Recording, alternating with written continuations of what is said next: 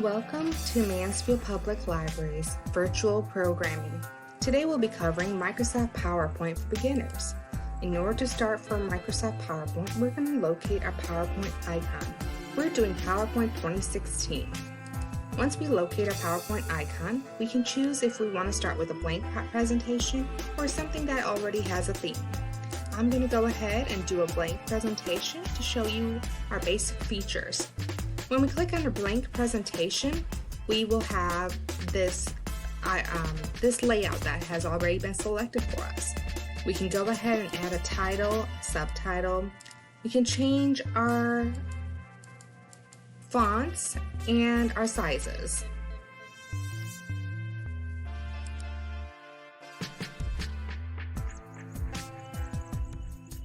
We're going to go ahead and start creating our presentation.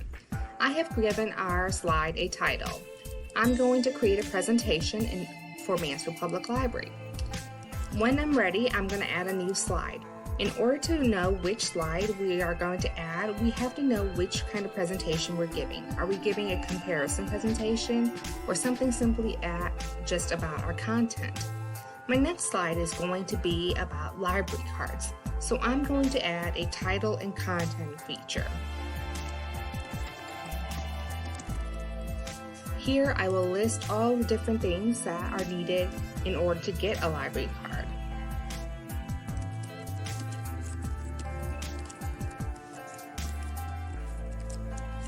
Note that PowerPoints are usually used to convey a message. Usually these presentations are given in meetings.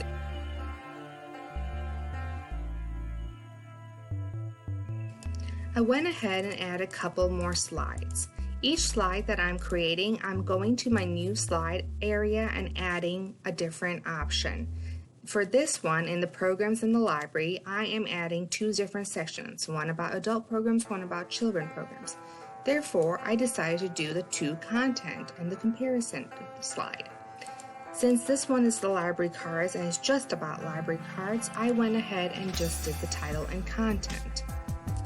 This one is library kits. I wanted to have a picture section, therefore I did the two content. You can also do the picture with caption that will allow you a little caption in the bottom, but I didn't need a caption in this area. That's why I decided to do the two content here. Our next part that we're going to learn about is transitions. Transitions are a lot of fun to work with, but it's also important to note not to go overboard with transitions. Sometimes it can be a little distracting to the audience members, but we do want to be careful about which transition and how many we choose to go with. So on the transition tab in the top menu, we're going to look through all the different transitions that we could want to use. If you click on the little arrow below, you'll notice that there's a lot more to choose from. For instance, this is the honeycomb pattern. I'm going to click on a slide, and then I'm going to do the shred one. Every time I did a transition on a slide, I will have a little star next to it. Some of these don't have a star next to it, and that means that I didn't do a transition, and that's okay. Like I said before, I don't want to go overboard with my transitions because I do want to convey this message to others, and I don't want them to be too distracted with my transitions. So when I go ahead and play my slideshow, at the very top, you're going to make sure to go through the slideshow menu and click from beginning.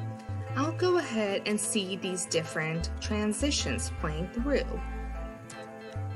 This one didn't have one, and this slide did.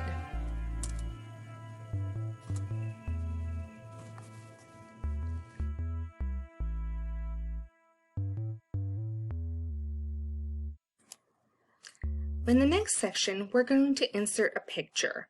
In the top menu, we're going to click on Insert, and then there's a picture section. You can go ahead and insert a picture from your computer, or you can insert a picture from the web. Today my picture is from the computer, and I'm going to go ahead and click on where my picture is located in the computer and insert it from there. Now that I have added some pictures, I am going to size them to the area that I would like it. I'm just dragging the little arrows to the size that I am content with. And once I feel like I'm satisfied, I will leave it to that area. The next part that we will focus on is our theme, and that's one of the fun parts. We will go under the design element on the top of our toolbar, and we'll look under the theme. Once you hover over a certain part, you will notice the different themes that are available. And some of these you will have to change our picture location, and that's okay. Our picture is currently just at a certain place, and we can always move that and drag it to a different area. Today I like this green one, and I'm going with the green theme. You'll notice that the pictures that I dragged, it didn't really go in this corner. I would like it in that white edge. That's why I'm going to move it just a little bit to go through that white edge. I'm going to make sure my other slides are going to be doing okay and the sizing is okay, and this picture looks just fine.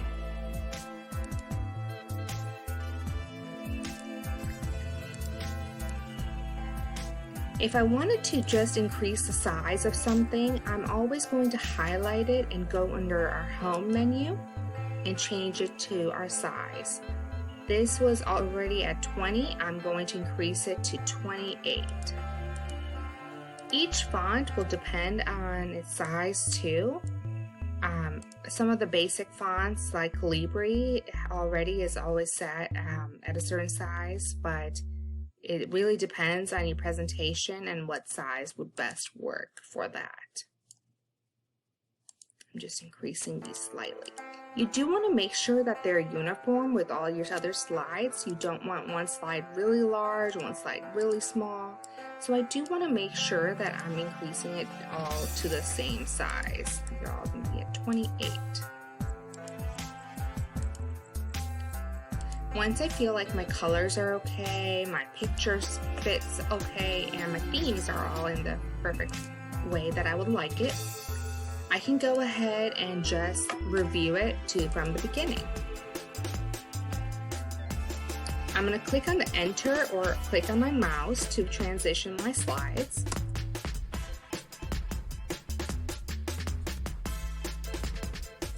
And that's it.